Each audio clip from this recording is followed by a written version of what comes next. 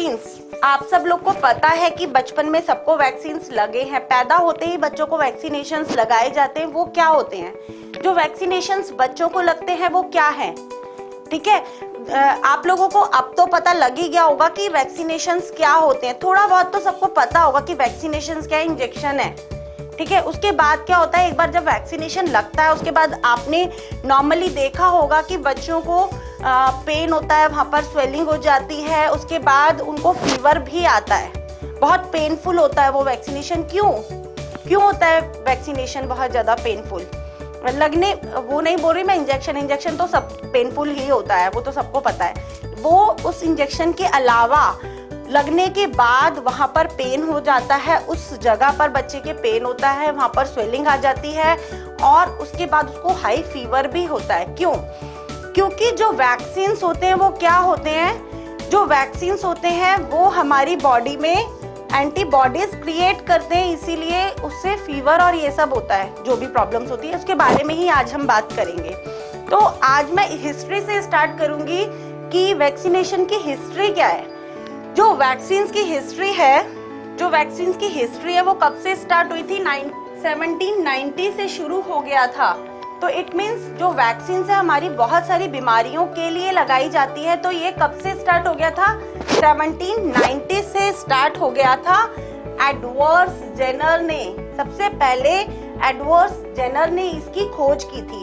किसने खोज की थी इसकी? एडवर्ड जेनर ने खोज की थी। उसके बाद जो ये होता है वैक्सीनेशन, टीकाकरण जो है ये प्रतिरक्षा है, ये एक तरीके की प्रतिरक्षा है। जो किसने? पॉस्चर्स ने जेनर की खोज में विश्वास किया और इसको एंथ्रेक्स, रेबीज, इन सब की सबसे पहले जो वैक्सीन्स बनी थी वो यही वाली थी, एंथ्रेक्स, रेबीज एंड चिकन काजेरा, इन सब के लिए वैक्सीन्स बनी थी।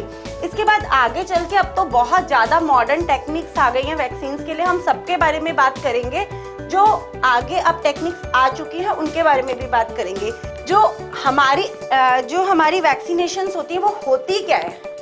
अब एक क्वेश्चन आता है, वैक्सीन्स की खोज कब हुई, कैसे स्टार्ट हुई, सबसे पहले किसने बनाई और किस चीज के लिए बनी? ठीक है, अभी तक तो हमने ये पढ़ा, लेकिन वैक्सीन्स होती क्या है?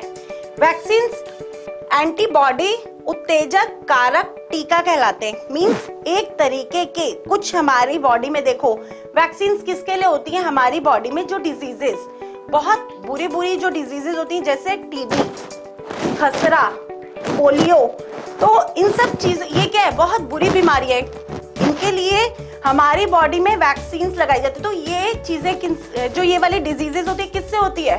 बैक्टीरिया और वायरस से।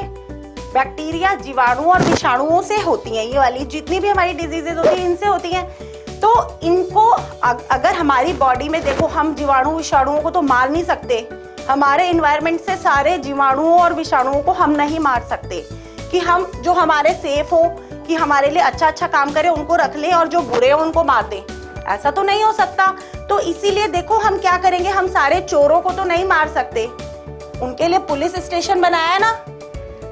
हमारे आसपास वातावरण में बहुत सारे चोर हैं, तो हम एक जा के चोर को तो नहीं पकड़ेंगे, उनको जो चोरी करेगा उसके लिए उसको सजा मिलेगी, उसके लिए पुलिस स्टेशन बनाया गया है। ठीक है, अगर फिर क्या है, सबसे पहले तो आप अपने आसपास वाले छोटे वाले पुलिस स्टेशन में कंप्लेन करते हैं, अगर वहां से काम चल जाता है तो ठीक है, अदरवाइज क्या, आपका चोर नहीं पकड़ा जाएगा, आपकी सुनवाई नहीं होगी, तो आप धीरे धीरे क्या करेंगे, आगे बड़ी जगह अपनी पहुंचाएंगे कि अब यहाँ हमारे लोकल पुलिस स्टेशन में नहीं हुआ तो बड़े पुलिस स्टेशन जाके काम बनाएंगे, वहां नहीं होगा तो फिर आप आगे हाई कोर्ट, सुप्रीम कोर्ट, ऐसे जाते रहेंगे। वही सारा यहीं से ही शुरू होता है कि अगर कोई बैक्टीरिया तुमने ले लिया एज अ क्रिमिनल, कोई चोर है बैक्टीरिया, अगर वो आपकी बॉडी में एंटर कर रहा है तो पहले तो आप क्या करोगे, कहीं बाहर जा रहे हो या नहीं जा रहे तो अपनी तिजोरी में ताला लगा के रखते हो ना कि चोर आए चोरी करके ना जा पाए।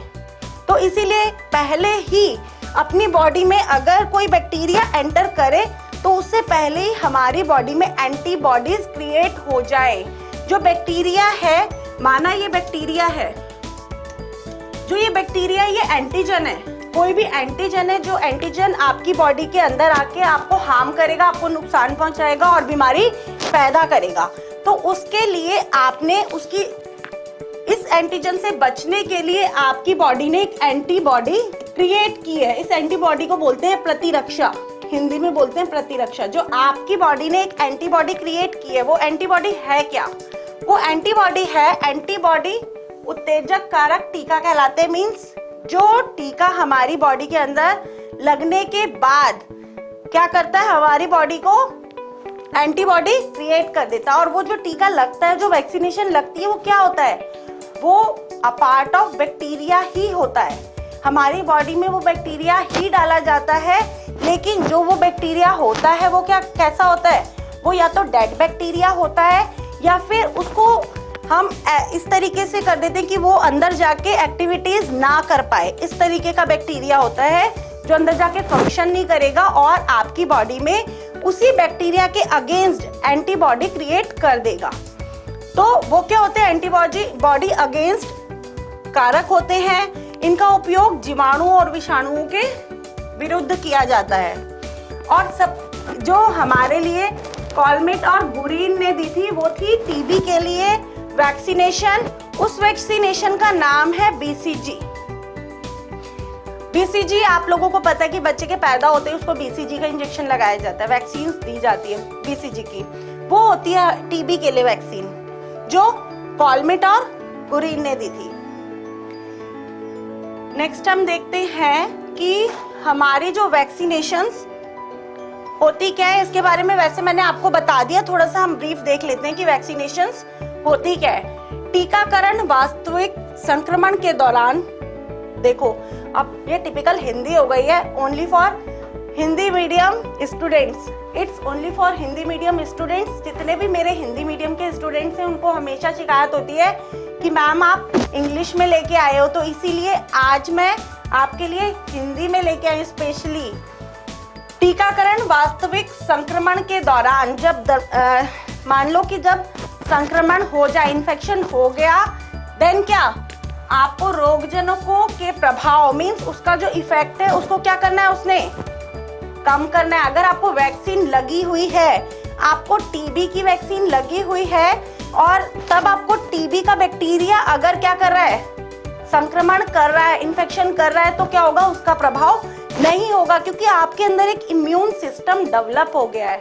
इसीलिए आपको उसका इफेक्ट अगर बैक्टीरिया बहुत पावरफुल है तो आपको उसका इफेक्ट होगा, अदरवाइज आपको उसका इफेक्ट नहीं होगा, क्योंकि आपकी बॉडी के अंदर एंटीबॉडी क्रिएट हो चुकी है।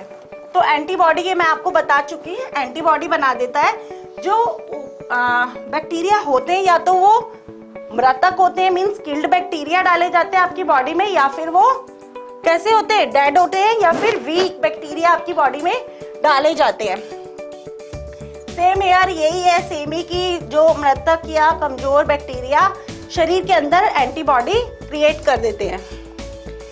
प्रतिरक्षा, ये प्रतिरक्षा वही है एंटीबॉडी जो विष के खिलाफ भी काम करती है। नेक्स्ट, जो वैक्सीन्स के टाइप्स है, वो कितने टाइप्स की होती है वैक्सीन्स, हमारी 4 टाइप्स 5 टाइप्स की होती है। ये सिर्फ आपको मैंने थोड़ा सा वैक्सीन्स के बारे में आपको इतना ज़्यादा बहुत सारा जानने की ज़रूरत नहीं है। मेन आपका जो नीट में जो भी आपके क्वेश्चंस आते हैं वो कहाँ से उठ के आते हैं, कुछ फुल फॉर्म्स आती हैं और कौन सी वैक्सीन किसके लिए काम आती है, ये सारी चीज़ें आती हैं। बाकी जो आपकी वैक्सीन्स के टाइप हैं वो है आपकी मृत टीका किल्ड वैक्सीन, टॉक्साइड, और जो आपकी क्षीण जीवित टीके जिसके अंदर आपका बीसीजी और ये सारे जितने भी एमएमआर का जो है वो इसी के अंदर आता है, और एंटीबॉडीज जो वैक्सीन्स होती हैं वो, और एंटीजन। मैं इनके बारे में आपको ज्यादा इसलिए नहीं बता रही हूँ क्योंकि सिर्फ आपको इसके टाइप्स जानने की जरूरत है, ये जानने की जरूरत नहीं कि कौन सा टीका किसके अंदर आता है। ठीक है, नेक्स्ट आपको मैं फुल फॉर्म बताऊंगी वैक्सीन्स की कि किस वैक्सीन की क्या फुल फॉर्म है। अब है ये हमारी बीसीजी। बीसीजी है बेसिलस, कॉलमेट और गुरीन। ये इसकी खोज ही किसने की थी, कॉलमेट और गुरीन ने की थी, इसीलिए इसका नाम क्या है, bacillus. Bacillus is your bacteria, ये बैक्टीरिया है इसीलिए इसको बेसिलस कहा गया है। कॉलमेट और गुरीन ने इसकी खोज की थी इसीलिए इसका नाम है बेसिलस, कॉलमेट, गुरीन। ठीक है, फिर है आपका MMR, ये आपका मीजल्स के लिए है और मम्प्स, मीजल्स, मम्प और रुबेलो। रुबेलो इज योर जर्मन मीजल्स होता है आपका, जो रुबेलो होता है आपका जर्मन मीजल्स होता है। नेक्स्ट इज योर DPT, ये डिप्थेरिया, पर्ट्यूसिस और टिटनेस के लिए। अगर जिन बच्चों को DPT का इंजेक्शन लग जाता है, उसके बाद अगर उनको कोई छोटी मोटी चोट भी लग जाती है, तो डॉक्टर क्या टिटनेस का इंजेक्शन नहीं लगाते, क्योंकि ऑलरेडी उनको DPT लगा हुआ होता है। OPV is your oral polio vaccination, polio के लिए जो वैक्सीनेशन है उसको बोलते हैं OPV। और जो पोलियो की वैक्सीनेशन है वो कौन सी है? Seven and साकने। सेबेन कुछ इधर थोड़ा सा मिसप्रिंट हुआ है। जो पोलियो की वैक्सीनेशन है सबसे पहले सेबन और साक ने डिस्कवर की थी। ठीक है, और एक हमारी हेपेटाइटिस बी के लिए जो वैक्सीन है वो Engerix B. Engerix B is your for hepatitis B. आपको जो हेपेटाइटिस बी के लिए इंजेरिक्स बी का इंजेक्शन लगता है। Engerix B is your genetic engineering से बनाई गई है। Engerix B. Tab is your for typhoid, paratyphoid, parathyroid and A and B के लिए है। ठीक है, जो टैब है आपका टाइफॉइड और पैराथायराइड ए एंड बी के लिए इंजेक्शन लगाया जाता है। ये आपके सारी वैक्सीन्स के नेम है। तो आगे हम देखते हैं कि टाइप्स ऑफ डिजीजेस, इन्फेक्शियस और नॉन इन्फेक्शियस पे हम बात कर रहे थे। तो इन्फेक्शियस डिजीजेस आपको पता है जो ट्रांसमिटेड हो जाती हैं, जो फैलती हैं, उनको बोलते हैं इन्फेक्शियस डिजीजेस। वैक्सीन्स वाला मैंने आपके साथ इसीलिए लिया कि सबको वैक्सीन्स के बारे में पता होना बहुत ज़रूरी है और ये आगे हमारा इम्यूनिटी में आएगा भी। मैं इम्यूनिटी में को दोबारा भी लूंगी इस टॉपिक को, लेकिन अभी हम अपने टॉपिक को दोबारा वहीं से करते हैं जहाँ पे हम डिजीजेस के बारे में जान रहे थे, और धीरे धीरे करके हम सारे डिजीजेस के बारे में एक एक करके लेंगे। और जिसने भी यहाँ पर मेरे साथ इस चैप्टर को अच्छे से कर लिया, वो कोई भी टॉपिक उसका मिस नहीं होने वाला और वो कोई क्वेश्चन छोड़ेगा भी नहीं, बिल्कुल, क्योंकि मैं यहाँ पर आपको पॉइंट टू पॉइंट वही कराऊंगी जो पेपर में आएगा। एक्स्ट्रा मैं यहाँ पर नहीं कराऊंगी, और इवन मैं नीट वाले बच्चों के लिए भी यहाँ पर वही इंफॉर्मेशन दूंगी जो पेपर में आने के चांसेस होंगे। तो हमारी 2 टाइप की डिजीजेस होती हैं, इन्फेक्शियस और नॉन इन्फेक्शियस। इन्फेक्शियस जो ट्रांसमिटेड हो जाती हैं उनको बोलते हैं हम इन्फेक्शियस डिजीजेस, और नॉन इन्फेक्शियस जो ट्रांसमिटेड नहीं होती। देखो, जैसे आपको नॉर्मल कॉमन कोल्ड है तो वो क्या होगा? ट्रांसमिटेड हो जाता है। अगर आपको कोल्ड है तो आप देखेंगे आपकी फैमिली में अगले दिन किसी ना किसी को कोल्ड जरूर हो रहा होगा, तो इट मीन्स वो फैल जाती है। तो जो फैलने वाली बीमारियां हैं वो किससे होती है? वायरस से, बैक्टीरिया से, फंगी से और हेलमिंथेस से और प्रोटोजोन से। और जो हमारी नॉन इन्फेक्शियस होती हैं वो कौन सी होती है हमारी? जैसे हमारी जो जितनी भी हमारी कैंसर है, हमारी न्यूट्रिशन को लेके जो भी हमारे साथ इश्यूज हैं, जो भी हमारे अंदर न्यूट्रिएंट्स की कमी है, वो क्या है? फैलेगी नहीं। अगर मान लो आपके अंदर विटामिन डी की कमी हो गई है तो क्या आपके घर में किसी और को भी हो जाएगी? आपसे बिल्कुल नहीं। क्यों? क्योंकि ये आपका फैलने वाली डिजीजेस नहीं है, आपका इन्फेक्शन नहीं है। जो इन्फेक्शन है बैक्टीरिया के थ्रू वो क्या होता है? स्प्रेड होता है। जो बैक्टीरिया होता है वो और भी स्प्रेड करता है। तो ये जो इनका मोड ऑफ ट्रांसमिशन होता है वो किसके थ्रू होता है? एयर, वाटर, फिजिकल कांटेक्ट और फिर बाकी एनिमल्स के थ्रू। आगे हम देखेंगे हमारी बैक्टीरियल डिजीज को, पैथोजन को देखते हैं पहले कि पैथोजन क्या होते हैं। Anyone know about the pathogen? कोई जानता है क्या पैथोजन के बारे में? पैथोजन क्या होते हैं? रोग कारक, जिनको हिंदी में बोलते हैं, क्या बोलते हैं? रोग कारक। देखो भाई, ये तो नाम से ही कारक है। रोग कारक मीन्स रोग को करने वाले क्या हुए? रोग कारक मीन्स जो हमारे अंदर डिजीजेस फैलाएंगे वो क्या हुए? रोग कारक, रोग मीन्स रोग क्या होते हैं, डिजीजेस को फैलाने वाले रोग कारक, ठीक है। तो रोग कारक क्या हुए हमारे, पैथोजन। पैथोजन कुछ भी हो सकता है, वो आपका बैक्टीरिया हो सकता है, वायरस हो सकता है, प्रोटोजोन हो सकता है, कुछ भी हो सकता है जो आपके अंदर आके आपकी बॉडी में घुसकर आपको क्या करे, बीमार कर दे, ठीक है। अगर आपकी बॉडी के अंदर कोई बैक्टीरिया एंटर कर लेगा और एंटर करने के बाद क्या करेगा, वो अपना नंबर ऑफ बैक्टीरिया बढ़ाएगा। कोई भी आपके अंदर अगर एंटर करता है तो देखो, अगर मानो आपके अंदर कोई बैक्टीरिया एंटर करा तो वो अकेला तो रहेगा नहीं, अपना नंबर बढ़ाएगा। भाई उसको भी अपने साथियों की ज़रूरत है। आप भी कहीं पर जाते तो क्या करते हैं, अपने आसपास किसको ले जाते हो, अपने फ्रेंड्स को ले जाओगे, या फिर अंदर जाकर ही पहले अपने लिए जगह बनाओगे, फिर धीरे धीरे क्या करते हो, अपनी फैमिली को भी बुला लोगे, भाई आप भी आ जाओ, ऐसा ही करते हो ना। तो यही होगा क्या कि बैक्टीरिया भी अकेला नहीं रहेगा, वो क्या करेगा, अपना नंबर बढ़ाएगा।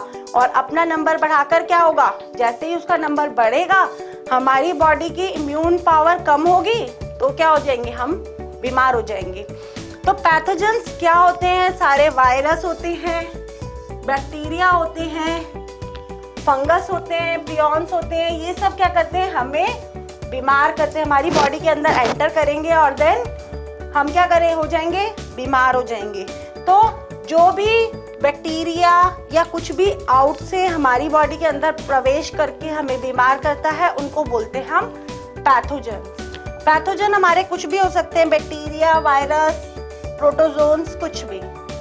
तो जितने भी हमारे बैक्टीरिया हैं हमारी बॉडी के अंदर घुसकर बीमारी फैलाएंगे, और उसी की वजह से कौन कौन सी बीमारियां होंगी, tuberculosis, TB, plague, diarrhoea, typhoid. मैं उन्हीं बीमारियों के नीचे लिख रही हूँ जो जिससे आपको पता है, डिसेंट्री, इस तरीके की निमोनिया, इस टाइप की बीमारियां कौन फैलाते हैं, बैक्टीरिया। अब बैक्टीरियल डिजीजेस को हम देख लेते हैं, कौन सी है। सबसे पहली bacterial disease is our typhoid. Typhoid में जो नॉर्मली होता है, क्या होता है, एक तो कुछ खाने का मन नहीं करता अंदर से और वॉमिट जैसी फीलिंग होती है। अगर हम बात करें इसका बैक्टीरिया की, तो इसके अंदर कौन सा बैक्टीरिया होता है, कौन सा बैक्टीरिया होता है, साल्मोनेला टाइफी। ये बैक्टीरिया बॉडी के अंदर घुस के क्या करता है, अपना नंबर ऑफ बैक्टीरिया इंक्रीज करता है। अब देखो ये कहाँ पर, इसको हम एंट्रिक फीवर भी बोलते हैं। एंट्रिक फीवर क्यों बोलते हैं, क्योंकि ये जो हमारा टाइफाइड है इसमें बैक्टीरिया कहाँ पर अपना नंबर क्रिएट करता है, कहाँ पर अपना नंबर बढ़ाता है, ये बढ़ाता है हमारा स्मॉल इंटेस्टाइन में। स्मॉल इंटेस्टाइन में अपना नंबर ऑफ बैक्टीरिया इंक्रीज करता है और स्मॉल इंटेस्टाइन में ही ये इन्फेक्शन करता है। पूरा जो भी इसका ट्रैक होता है स्मॉल इंटेस्टाइन होता है। इसमें सिम्टम्स होते हैं, हाई फीवर होता है, वीकनेस होती है, स्टमक पेन होता है, हेडेक होती है। और जो इसका ट्रैक होता है ये हमारे ओरल सिस्टम से हमारी बॉडी के अंदर एंटर करके और हमारे स्टमक में नहीं रह पाता। क्यों नहीं रहता स्टमक के अंदर, क्योंकि वहां पर जो पीएच लेवल है बहुत कम है। तो पीएच लेवल की वजह से वो वहां पर नहीं रहता, पीएच लेवल स्ट्रॉन्ग होने की वजह से वो वहां पर नहीं रहता, और वो कहां पर, हमारे स्मॉल इंटेस्टाइन में जाकर अपना नंबर ऑफ बैक्टीरिया बढ़ाता है। और इसका जो हमें पता चलता है वो within one week too जितना भी इसका जो टाइम पीरियड होता है, मान लो आज बैक्टीरिया हमारी बॉडी में एंटर किया तो हमें 1 वीक टू 10 डेज इसका जो टाइम पीरियड होता है पता लगने का, वो कितना होता है, 1 वीक टू 10 डेज के अंदर अंदर इसका पता लग जाता है कि ये हमारी बॉडी में कुछ हमें डिजीज होने वाली है, कुछ प्रॉब्लम हो रही है, तो वो हमें 1 वीक का टाइम लगता है। और ये किस ट्रैक को करता है, हमारे स्मॉल इंटेस्टाइन को भी कवर करता है। 1 नंबर का क्वेश्चन तो आपका यहाँ से बनेगा कि इसमें जो ये जो हमारा एंट्रिक फीवर है वो किससे बोलते हैं। एंट्रिक फीवर बोलते हैं हमारे टाइफाइड को।